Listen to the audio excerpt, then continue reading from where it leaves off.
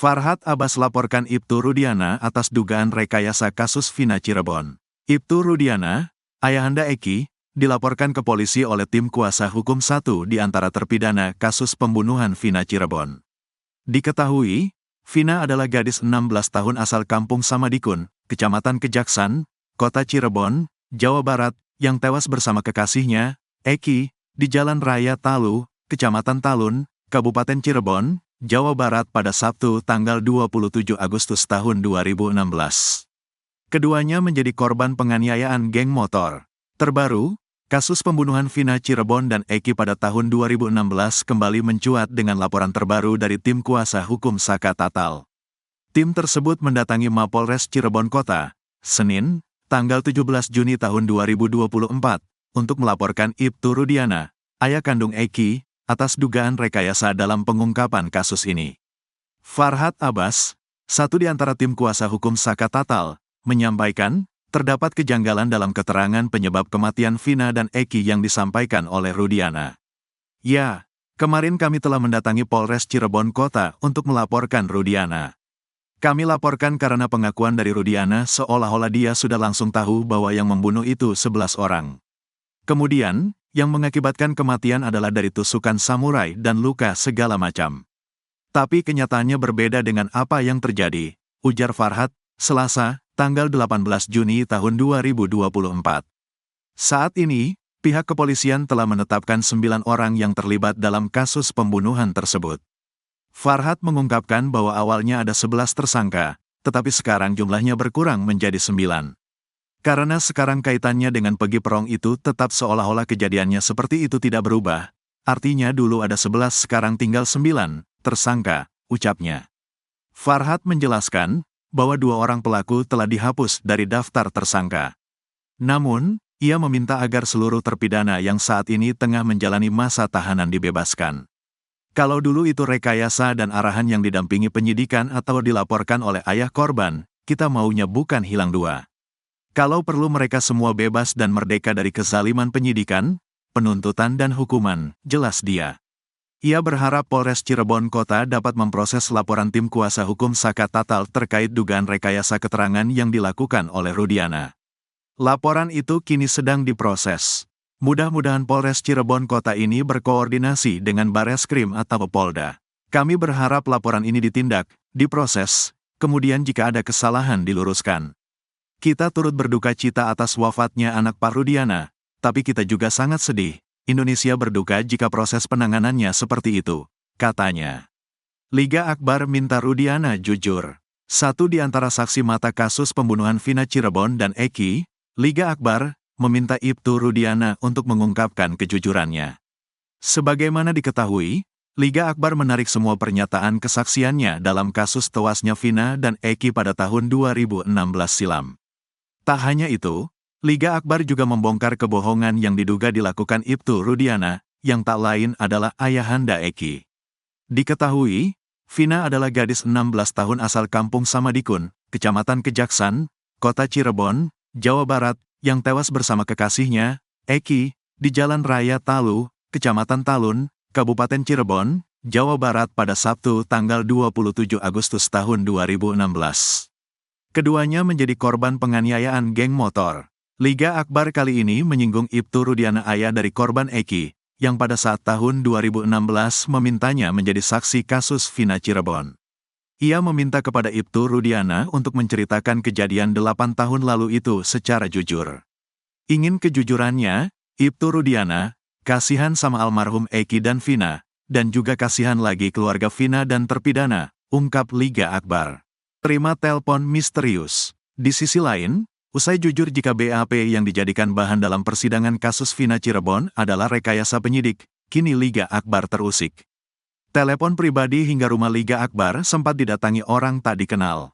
Akan tetapi sebelum pemeriksaan ada beberapa telepon dan ada yang mendatangi rumahnya, ucap kuasa hukum, Yudia Alamsyah dilihat tribunnews.bogor.com dari tayangan iNews TV, Senin, tanggal 17 Juni tahun 2024.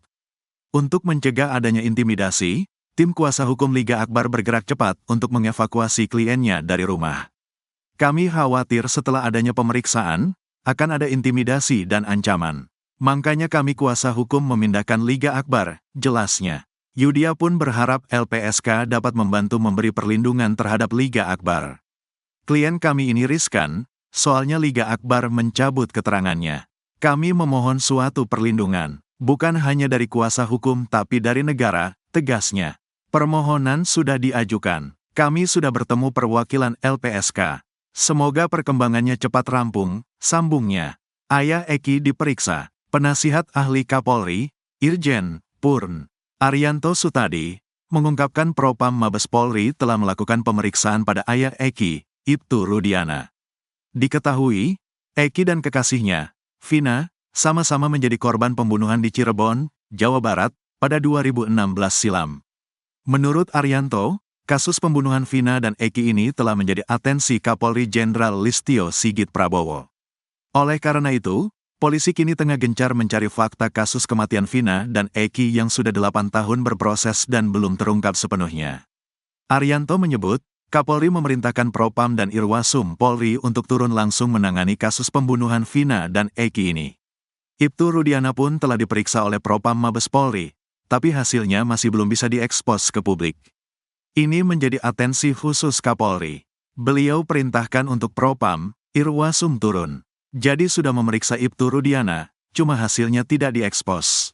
Tapi yang jelas sekarang ini proses yang dilakukan oleh Polda adalah kelanjutan daripada proses yang dulu dianggap sudah tuntas tapi dianggap bermasalah, kata Arianto, dilansir Tribun Jakarta, Minggu, tanggal 16 Juni tahun 2024. Lebih lanjut, Arianto mengaku tak mendengar persis hasil pemeriksaan Propam Polri pada Ibtu Rudiana. Dua kejanggalan dari pertemuan Ibtu Rudiana dengan Liga Akbar di kasus Vina. Saksi kunci kasus pembunuhan Vina Cirebon dan Eki, Liga Akbar bongkar fakta bahwa ia sempat bertemu dengan Ibtu Rudiana. Ibtu Rudiana sendiri merupakan ayah dari korban pembunuhan, Eki. Adapun pertemuan Ibtu Rudiana dengan Liga Akbar tersebut terjadi setelah kejadian pembunuhan Vina Cirebon dan Eki. Diketahui, Vina adalah gadis 16 tahun asal Kampung Samadikun, Kecamatan Kejaksan, Kota Cirebon, Jawa Barat, yang tewas bersama kekasihnya, Eki, di Jalan Raya Talu, Kecamatan Talun, Kabupaten Cirebon, Jawa Barat pada Sabtu tanggal 27 Agustus tahun 2016. Keduanya menjadi korban penganiayaan geng motor. Mantan Wakapolri Komjen Pol, Purn Ogroseno pun mencium adanya dua kejanggalan dari dua pertemuan ini. Bahkan, kejanggalan tersebut dapat membuat Ibtu Rudiana selaku ayah Eki bisa terkena pemberhentian tidak dengan hormat atau PTDH. Ogroseno mengatakan, kejanggalan tersebut mulai tercium saat Rudiana bertemu dengan Liga Akbar untuk menanyakan soal pakaian yang dikenakan Eki saat tewas. Saat itu, Ibtu Rudiana menghubungi Liga Akbar. Rudiana kemudian menjemput dan mengajaknya berkeliling naik mobil. Mereka hanya berbicara empat mata di dalam mobil. Rudiana kala itu menanyakan soal pakaian dan kronologi soal kejadian tersebut ke Liga Akbar. Padahal untuk menunjukkan pakaian, helm dan sepeda motor milik Eki, hanya bapaknya, Ibtu Rudiana, bisa kenapa harus mengajak Liga Akbar, ujarnya.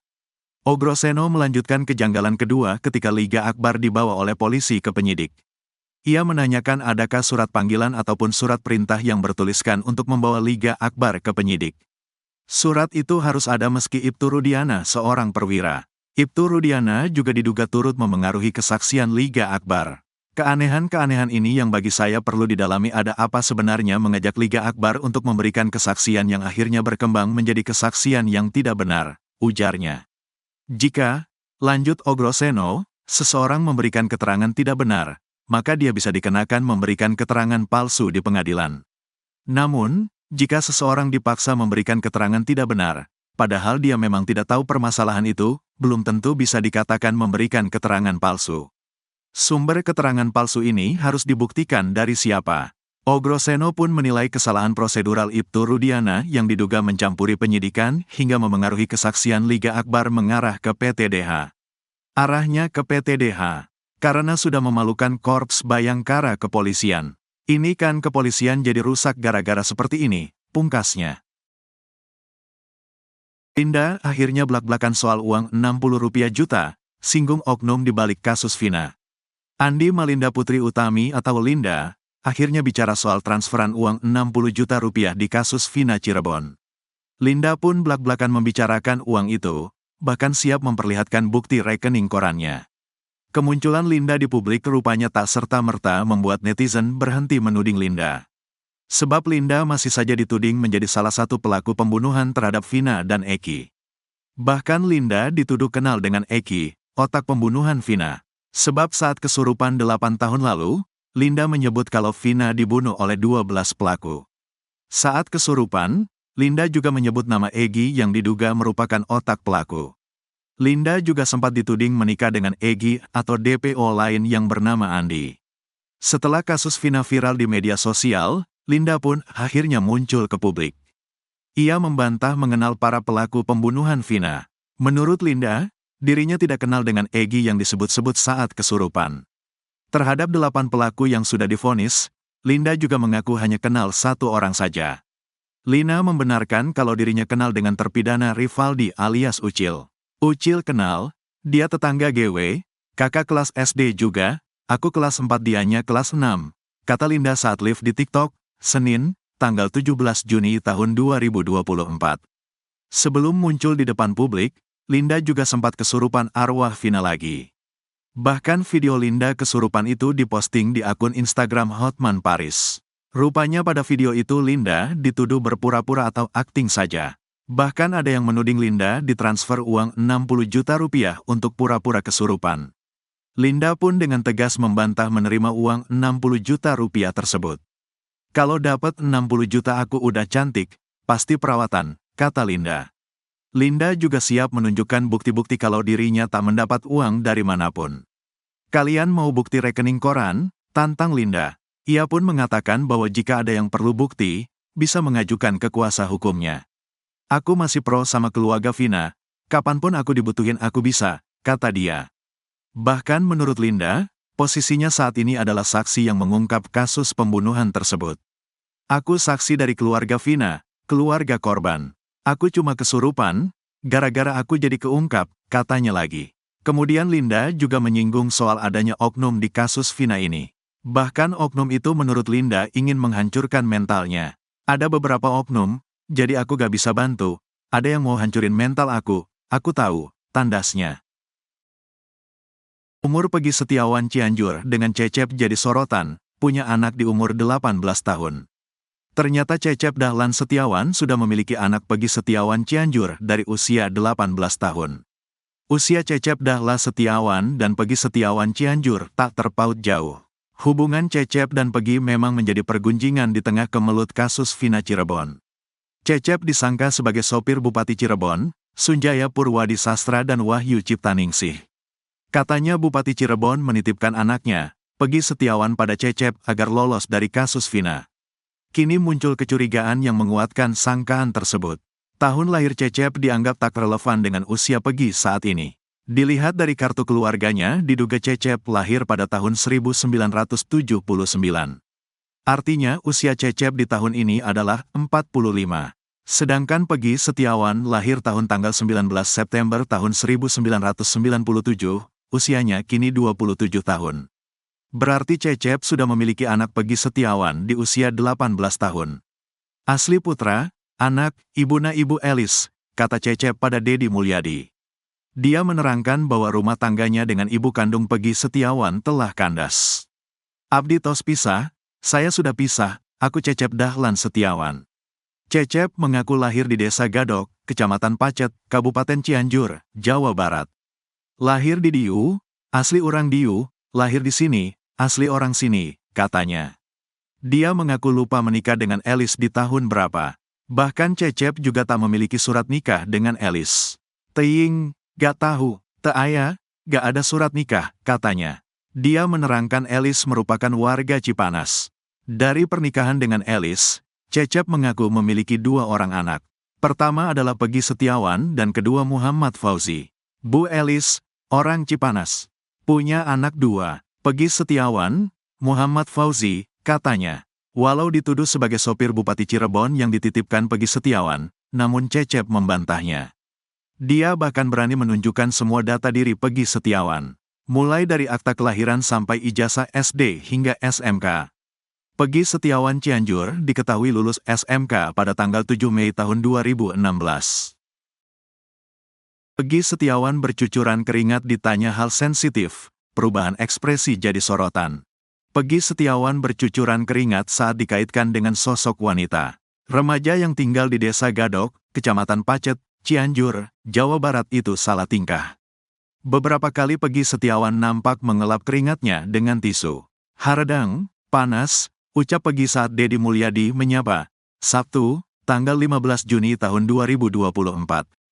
Pertemuan Pegi Setiawan dengan Deddy Mulyadi itu terjadi untuk menebus ijazah SMK. Ya, Pegi Setiawan pada saat itu tak mengambil ijazah karena masih ada problem finansial. Malu, karena belum bayar 3,8 juta rupiah, jelasnya. Ijazah 8 tahun tidak diambil, tambahnya. Pegi Setiawan saat SMK dinilai merupakan sosok yang tak bermasalah. Hanya saja, Pegi Setiawan pernah ketahuan bolos sekolah. "Saya dulu bolos sekolah itu sakit. Kadang juga nongkrong di warung," paparnya. Terkait sosok wanita yang disuka, Pegi Setiawan salah tingkah. Keringatnya semakin deras mengucur. Kendati demikian, Pegi Setiawan mengakui jika dia memiliki kekasih. Namanya Bintang, kerja jaga toko, tegasnya. Pernah ikut geng motor. Sementara itu, Pegi Setiawan mengaku pernah menjadi bagian geng motor. Pegi Setiawan mengaku baru bergabung ke Moonraker tahun 2017 karena saat itu yang berstatus pelajar dilarang untuk ikut. Ia tertarik masuk karena menganggap banyak kegiatan positif di Moonraker.